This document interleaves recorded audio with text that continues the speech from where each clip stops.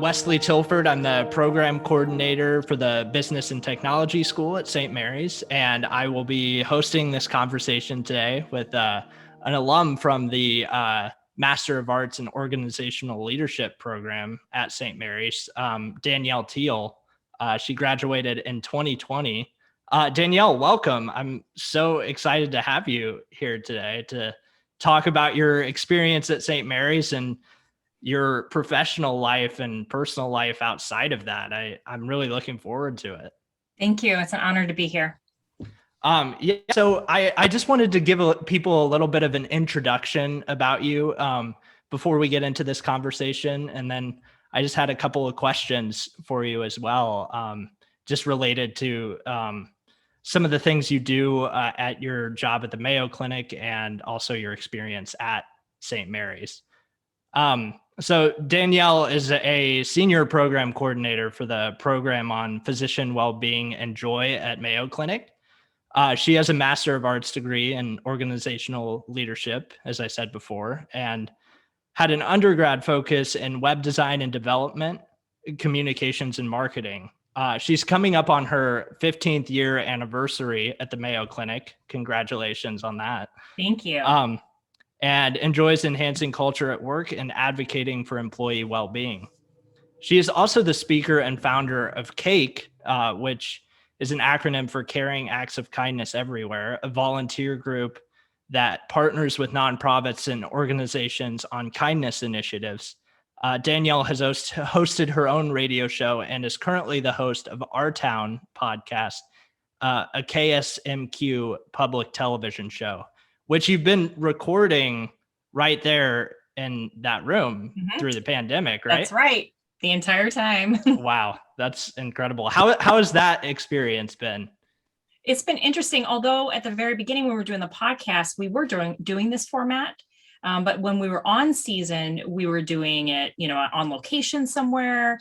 And that was a transition moving from that very quickly to not only working from home for Mayo Clinic, but also doing, the show from, my office or, some of my other colleagues doing it from their locations too. So it was a quick pivot and change. Yeah. Yeah, that's got to be a whirlwind. I guess in that business too, you just have to be willing to adapt to the changes, right? Absolutely. And what's great about technology is that we had access to, high-end audio. I had a Yeti mic here already. I'm using one today. Yep, they're not a sponsor, but yeah, they're not a sponsor, but so you really learn how to maximize on technology, and it's been incredible being able to utilize that. That's great. Yeah. And something that I was reading about you in the bio that was sent over to me is, okay. This is a real gotcha moment here. No, okay. I thought this was lovely actually. And I was just curious if you could elaborate a little more on it. You said that your passion for volunteerism and intentional acts of kindness is fueled by a single random act of kindness bestowed upon you by a stranger years ago. And I was just curious, what was that act of kindness that really influenced you? Absolutely. So years ago, I was kind of thinking about what am I going to do with my life? Where is my path going to kind of converge and what is my purpose here on earth?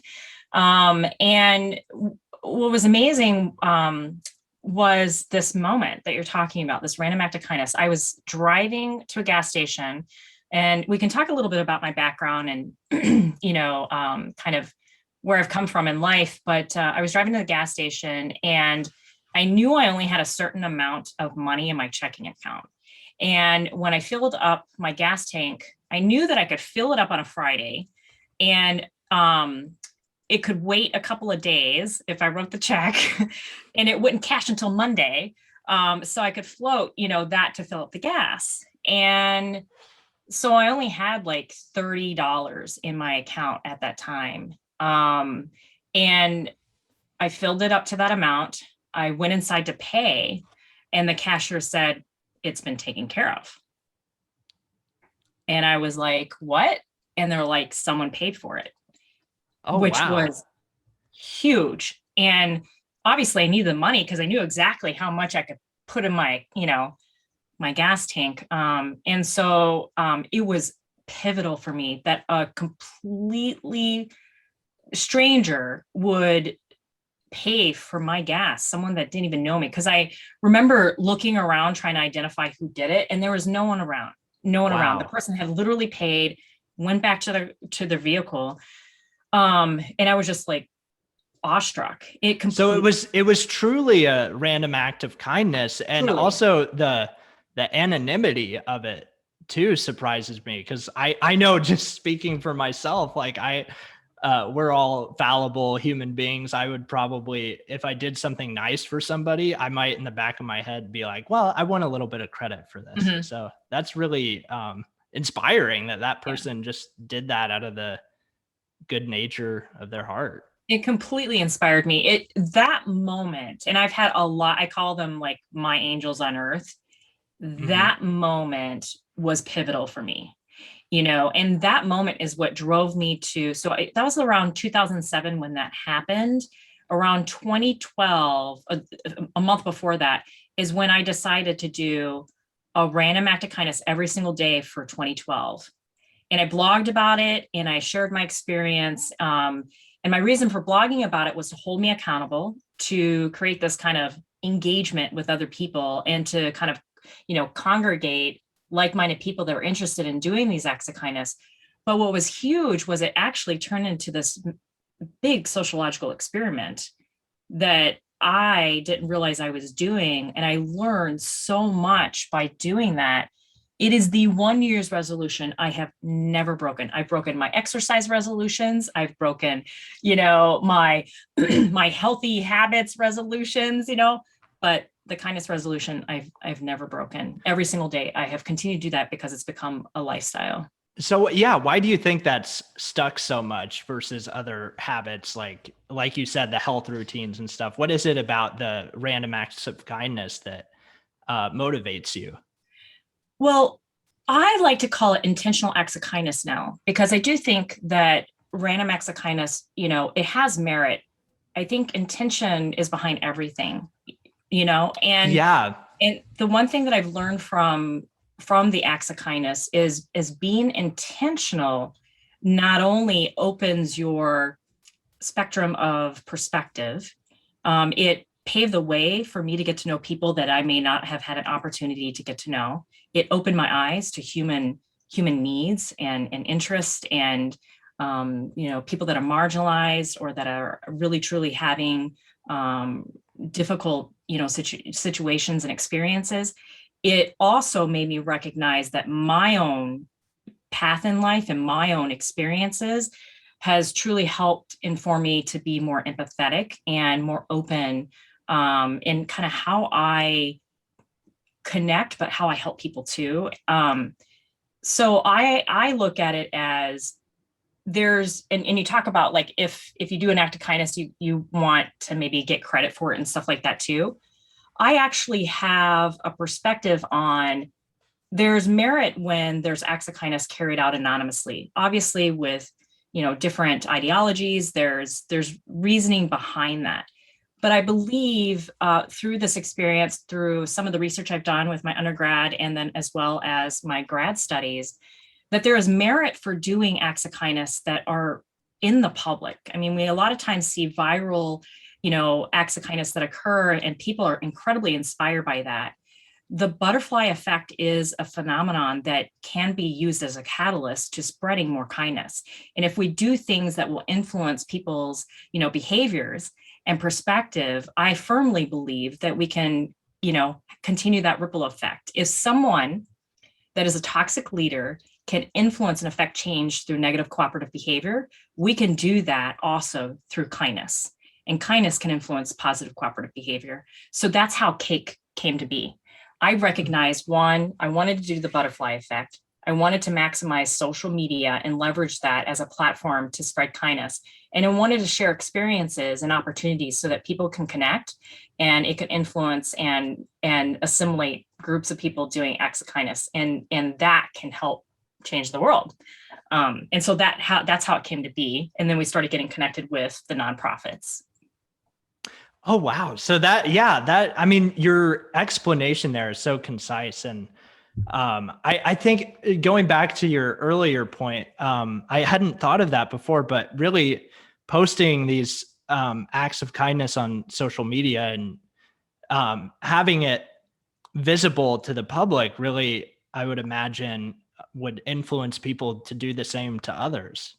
Right. And people sometimes will look at it, and I love getting in discussions about this too. And we can have maybe a future discussion about it, but people will Yeah. say, well, if someone's sharing about the acts of kindness, well, it's a gimmick, or there's an agenda behind it, or it's self-serving, or it's egocentric, that sort of thing. And my perspective and experience is this: we don't know someone's heart, right? Like, I don't know your intention.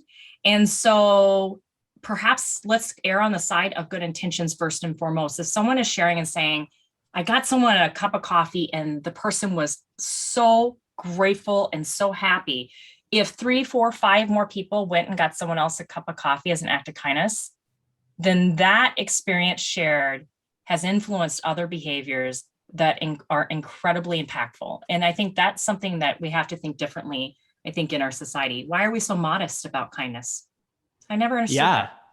That's a good point. And just as you're saying that, I'm examining that within myself too.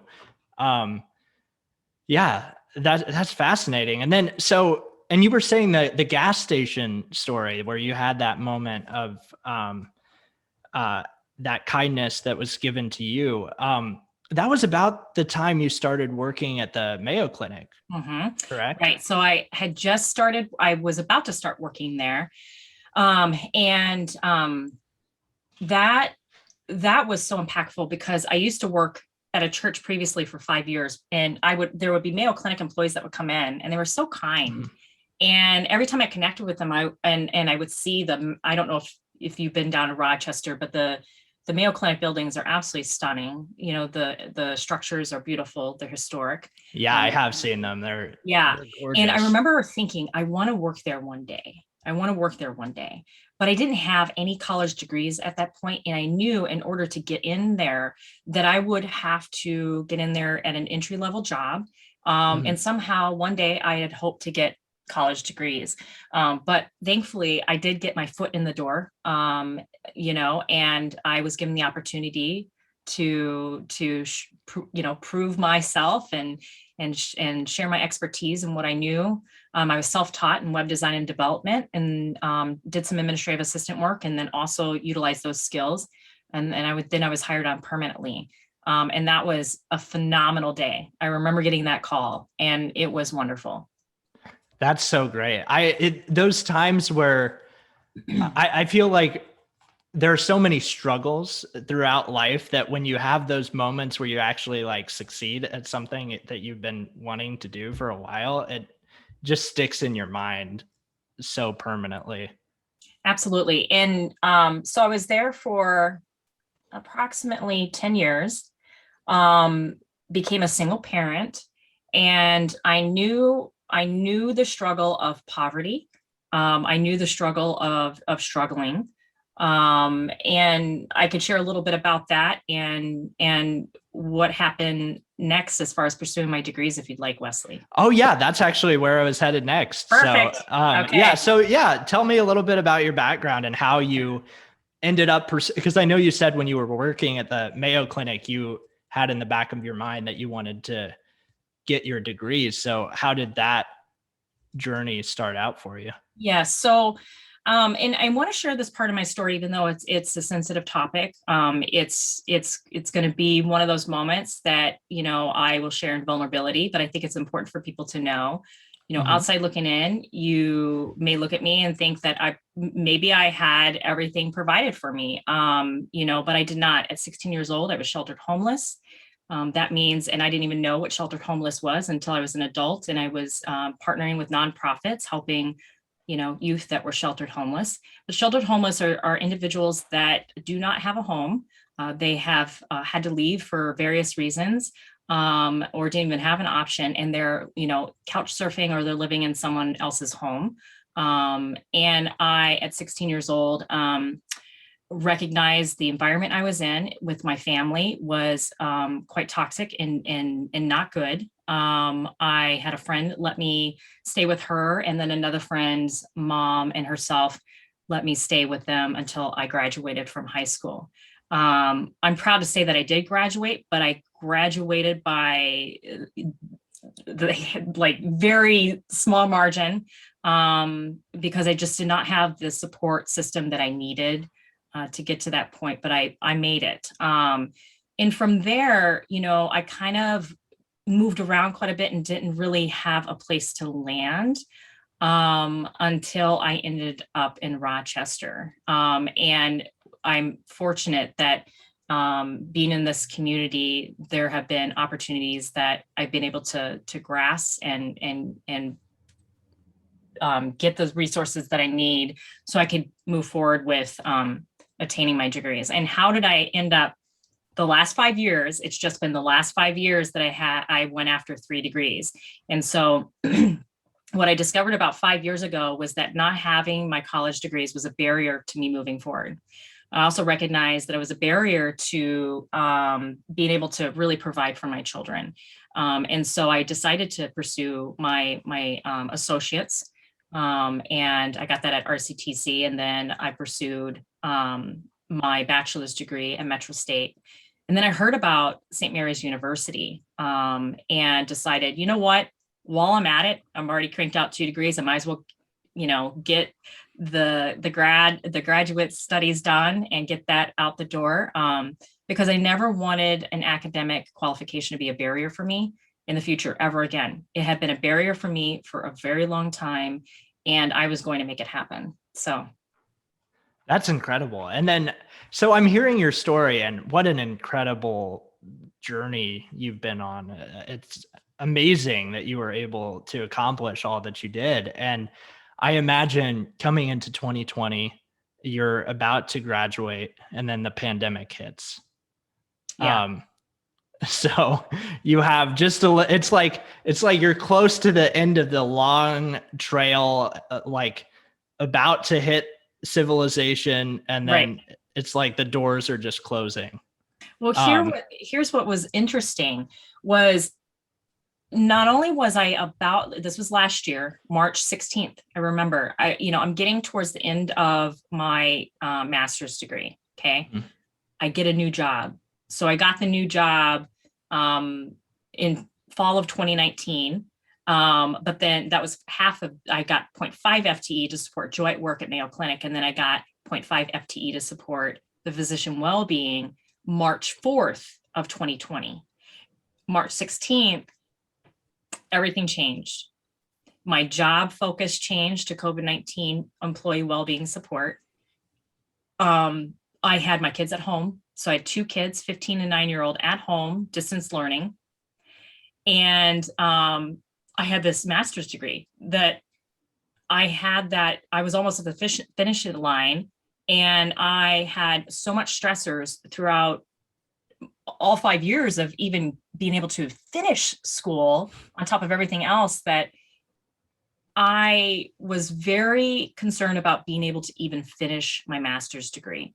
But thankfully, and I think this is really key, angels on earth, my professors were phenomenal. They were the support that I needed, and to get me to the finish line. If I had not had some flexibility and that support and kindness from them, I may have been discouraged in itself and may not have finished. But I don't know. I have a lot of grit and determination, so I may have finished anyways. But it was yeah, I think you could have, but they made it easier, right? Oh yeah. They were kind of the buffer, I needed. I mean, there was accountability there for sure. It wasn't easy having the kids at home.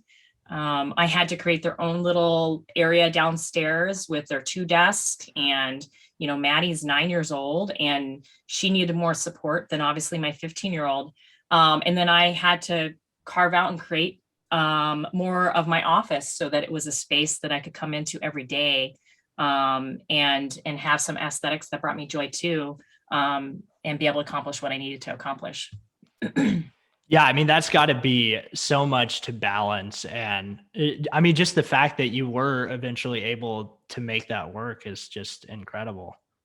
It's all about, so people ask me all the time, how did you do it? Well, first of all, I barely got any sleep. And you have to know what those sacrifices are going to be and be committed to it. And I also had my whys. My whys were my children.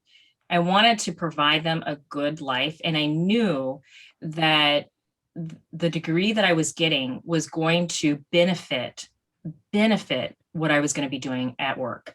Um, People will ask me, well, why did you choose a master's of arts in organizational leadership versus an MBA? Well, first of all, I wasn't focused on the bottom line. If you know my history and my background, that's never been my focus. My focus is human. It's people. It's human centric. And I saw the value on investment focused within the MAOL and felt like that's me. That's what I need is those objectives and goals and learnings that will further enhance my human centric leadership so that I can help other people. Like people have helped me through my journey.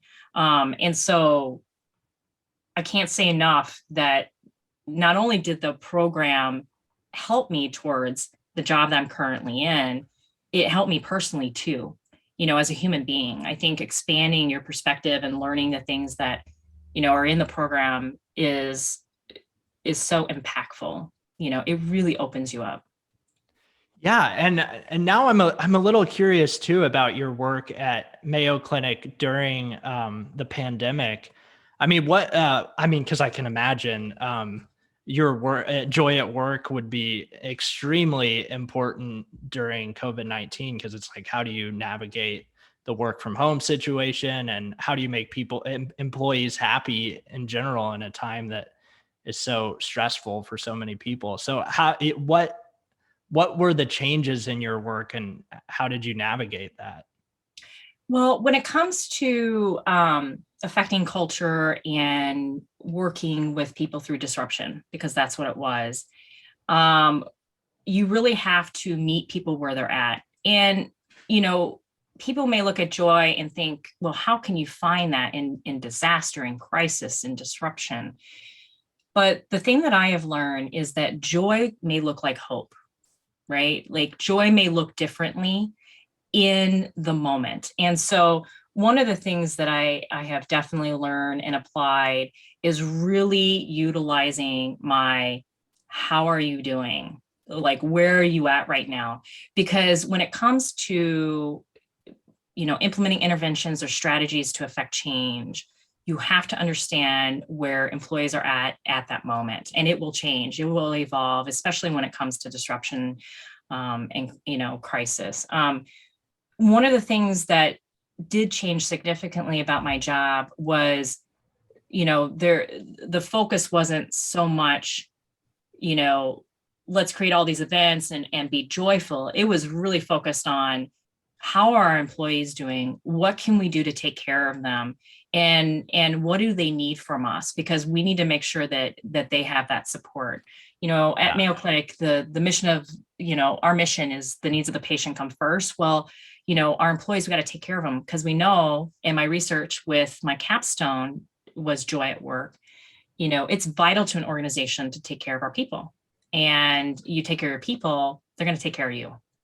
Yeah, and it's kind of like a hierarchy of needs thing where it's like, yeah, during normal times you might create more events and let people have some fun, but then it's like when we're in a crisis like this, it's so important to check in on how people are doing. And right, and we couldn't create events either because can't be in person. Well, yeah, so, but so even Zoom events and stuff, yeah. Yeah, wow. So I guess my last question for you here is what was your greatest takeaway from the organizational leadership program at St. Mary's? My greatest takeaway was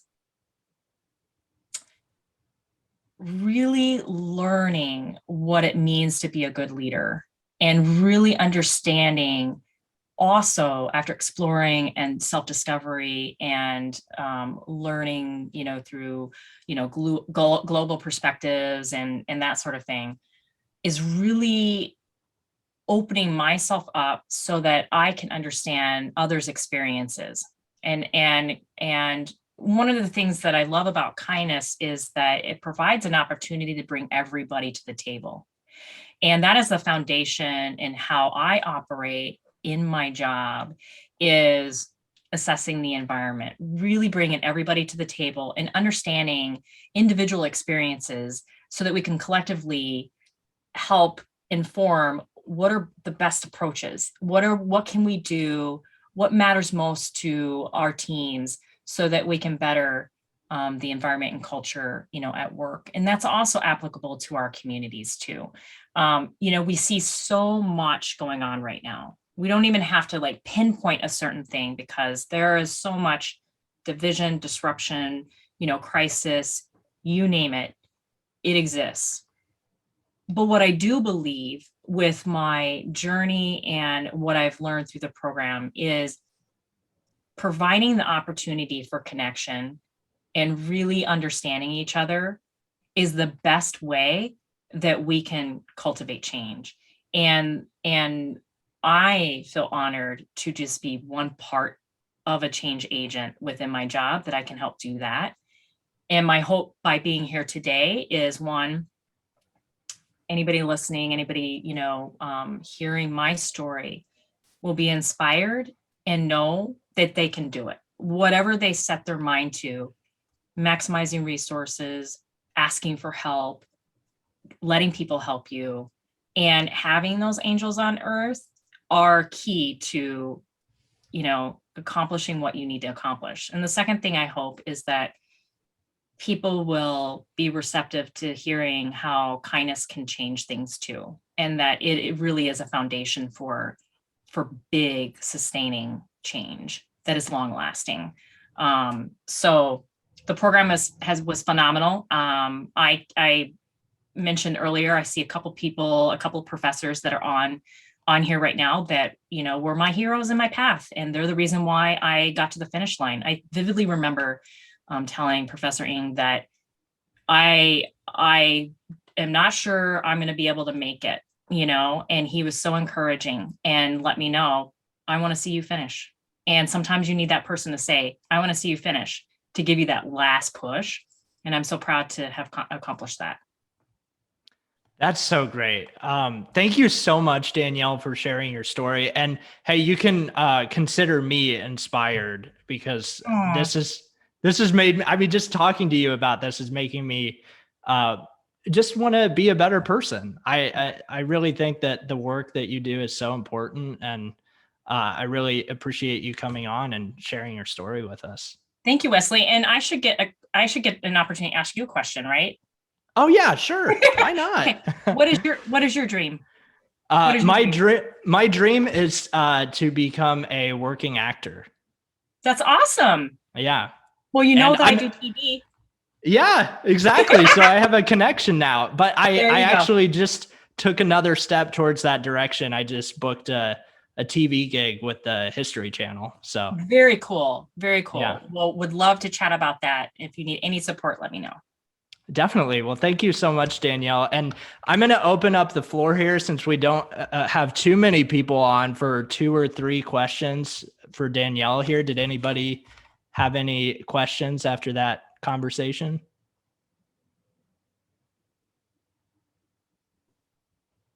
Hey, Wesley, this is Jeff. Hi, Jeff. Yeah, maybe a little less of a question, but more of an observation. And I'd really like to point out that, Danielle, in terms of her journey, part of being a leader is being that role model at work, and coming up with the idea and isolating, joy at work.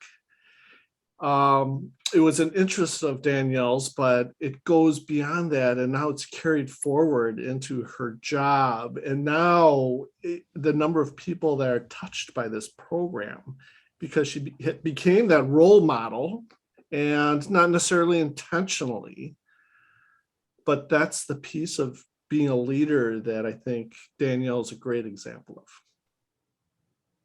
That was very kind, Jeff. Yeah, and I am so grateful to you. You know that you're a huge part of my journey. So thank you so much. Like, I'm humbled by your words. yeah, and I don't know if you wanted to tell everyone where they could find Caring Acts of Kindness everywhere. Yeah. I forgot to It's mention on that earlier. It's on Facebook. So it's the group called Cake. You just type that in and then type in Caring Acts of Kindness everywhere, and it should pop up. And I share things often, like inspiration quotes or opportunities to carry out acts of kindness or ideas. We used to coordinate in-person events. That's on hold until, at least I see some guidelines that are doable through my organization that I work at. I take them as a high regard and expert in the field. So I await, that to kind of inform, in-person stuff. But in the meantime, a lot of it is virtual. This is Joseph Linton. Danielle, I'm absolutely impressed by your story. Aww. I took the time to research my notes on you because I keep notes on all of my students. And I had no idea about the story you just shared with us. And I'm absolutely amazed that you pulled off the types of grades you pulled off in my class and in this program while going through all those things. So kudos to you. Then bring on the tears. Thank you. That's that means so a lot. great. It was definitely hard. And, I am so grateful of your support during that time too. Every class I had to take it one by one, day by day. And so I'm incredibly grateful for the support I got. Job well done. Thank you. So yeah, we'll wrap this up here so we don't have to make Danielle cry anymore. Right, Oprah. Finally, you got me crying. Yeah, so I think I thank you again, Danielle, for coming and sharing your story. I know that's not an easy story to share, and I think it's inspired me. I'm sure it's inspired everybody else who's listening to be just a little bit kinder each day. And everybody out there should check out the Caring Acts of Kindness Everywhere page on Facebook. And thank you to St. Mary's University and the Alumni Relations Association for putting this on. I mean, we couldn't have done this without you. We really appreciate Danielle and Wesley for sure. This is Bob from the Alumni Office. Thank you for sharing your great story. And Wesley, thank you for shepherding the story tonight. We really appreciate it. And thank you for the partnership, Jeff, with the great Master of Arts in Organizational Leadership program. More to come. We might have another series coming up in a few months. That's perfect. Very exciting. Awesome. And I would invite anybody, if they ever want to, connect on doing some kindness partnerships, talk about joy, within organizations, whatever it is. I know Jeff and I have some future dialogue related to that specifically. I'm happy to engage on that. I'm passionate about the work, as you can see, and anything that I can help to affect change, I want to be a part of. So thank you for that, Danielle. I just wanted to make one final comment. This is Beth Ann. I am a graduate in the Human Resource Management Master's Program at St. Mary's, and it's very inspiring to also hear your comments about kindness, because I've really been advocating in HR that even in difficult situations in HR, that we really have to treat people with kindness, because that goes so much farther. Like I always counsel people, take a breath, think about what you're saying. So I always feel like you hear more about this, and the tribe is out there, and I really appreciate that. So thank you so much, Danielle. thank you for the comment. And Beth Ann, just so you know, at an enterprise level, I partner a lot with the folks in HR. We have conversations around that, and one of the biggest things that I encourage is, the what matters to you, how are you doing conversations, with employees, but also with your team, connecting with them and getting that feedback and understanding what are some things that you can do to help mitigate and enhance the environment or remove barriers so that it's a little bit easier. I love that you connect with them and tell them to pause. A lot of kindness involves pausing. I know for myself that is true. Thank you for sharing that, Beth Ann. You're welcome. But I mean, I think that kindness is a movement, and it's always good yes. when you hear people talk about it. It just reinforces that you're kind of not alone out there. Yes, it's not a gimmick. It's not. And the stuff that I've learned, I mean, hopefully one day my goal is to do research, more research on, the positive cooperative behavior. There's, some other schools that have done some studies. I'd like to build upon some of the studies they've done. I think that there's definitely something that can be movable with it, and that could really, really help organizations and communities to better the environments. And right now in this moment, nationally, state and local, there's so many opportunities and ways that we need to interweave kindness, because it's missing. I mean, big time.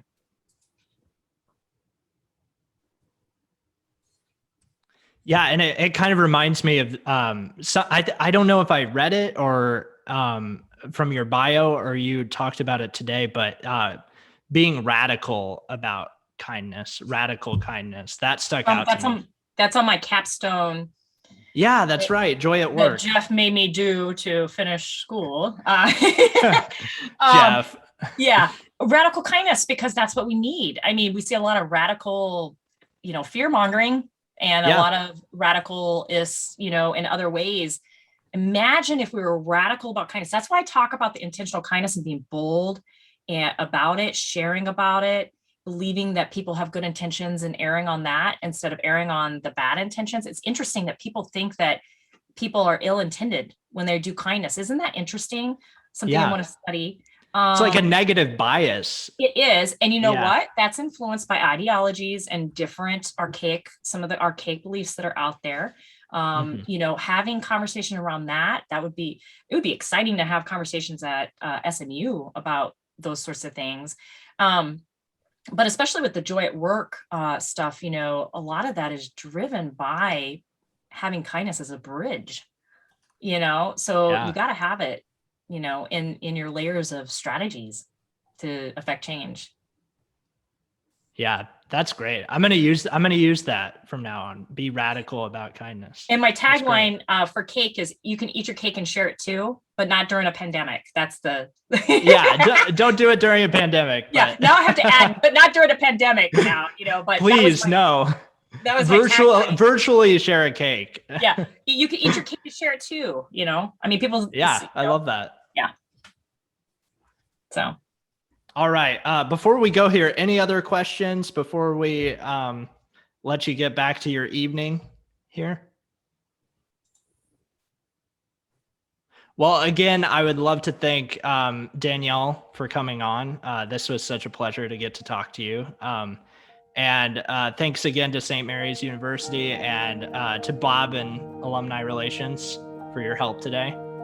Thank you all so much, and I'll see you for the next conversation. Sounds good. Thank you all for having me. Everyone have a wonderful night. You too, Bob. Thank you. You too.